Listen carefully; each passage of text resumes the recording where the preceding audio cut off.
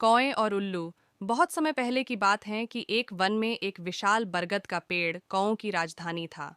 हजारों कौए उस पर वास करते थे। उसी पेड़ पर कौओं का राजा मेघवर्ण भी रहता था। बरगद के पेड़ के पास ही एक पहाड़ी थी जिसमें असंख्य गुफाएं थीं। उन गुफाओं में उल्लू निवास करते थे। उनका राजा अरिमर्दन था। अरिमर्दन बहुत पराक्रमी राजा था। कौओं को तो उसने उल्लुओं का दुश्मन नंबर 1 घोषित कर रखा था। उसे कौओं से इतनी नफरत थी कि किसी कौए को मारे बिना वह भोजन नहीं करता था। जब बहुत अधिक कौए मारे जाने लगे तो उनके राजा मेघवर्ण को बहुत चिंता हुई।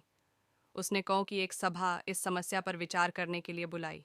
मेघवर्ण बोला, मेरे प्यारे कौ, आपको तो पता ही है कि उल्लुओं के आक्रमणों के कारण हमारा जीवन असुरक्षित हो गया है।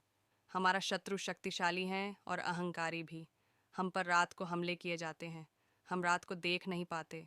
हम दिन में जवाबी हमला नहीं कर पाते क्योंकि वे गुफाओं के अंधेरों में सुरक्षित बैठे रहते हैं। फिर मेघवर्ण ने सियाने और बुद्धिमान कौओं से अपने सुझाव देने के लिए कहा। एक डरपोक कौआ बोला, हमें उल्लुओं से समझौता कर लेना चाहिए। वह जो शर्तें रखें हम स्वीकार करें। अपने से ताकतवर दुश्मन से पिटते रहने में क्या तुक है। बहुत से कौओं ने कां कां करके विरोध प्रकट किया। एक गर्म दिमाग का कौवा चीखा, हमें उन दुष्टों से बात नहीं करनी चाहिए। सब उठो और उन पर आक्रमण कर दो। एक निराशावादी कौवा बोला, शत्रु बलवान है, हमें यह स्थान छोड़कर चले जाना चाहिए। सियाने कौए ने सलाह दी, अपना घर छोड़ना ठीक नहीं होगा। हम यहाँ से गए तो बिल्कुल ही टूट जाएंगे। हमें यहीं रहकर और पक्षियों से सहायता लेनी चाहिए।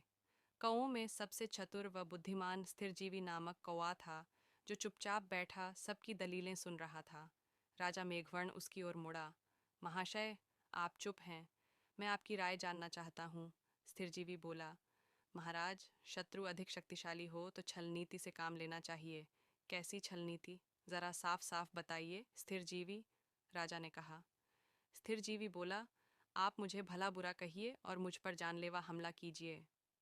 मेघवर्ण चौंका, यह आप क्या कह रहे हैं स्थिरजीवी? स्थिरजीवी राजा मेघवर्ण वाली डाली पर जाकर कान में बोला, छल नीति के लिए हमें यह नाटक करना पड़ेगा।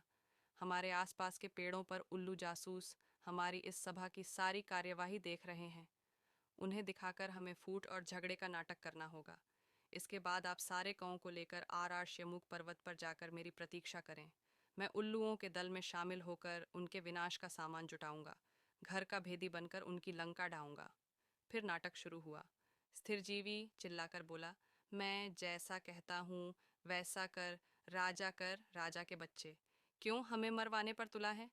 मेघावर्ण चीख उठा, गद्दार, राजा से ऐसी बदतमीजी से बोलने की तेरी हिम्मत कैसे हुई? कई कौए एक साथ चिल, यहाँ से जा सकते हो।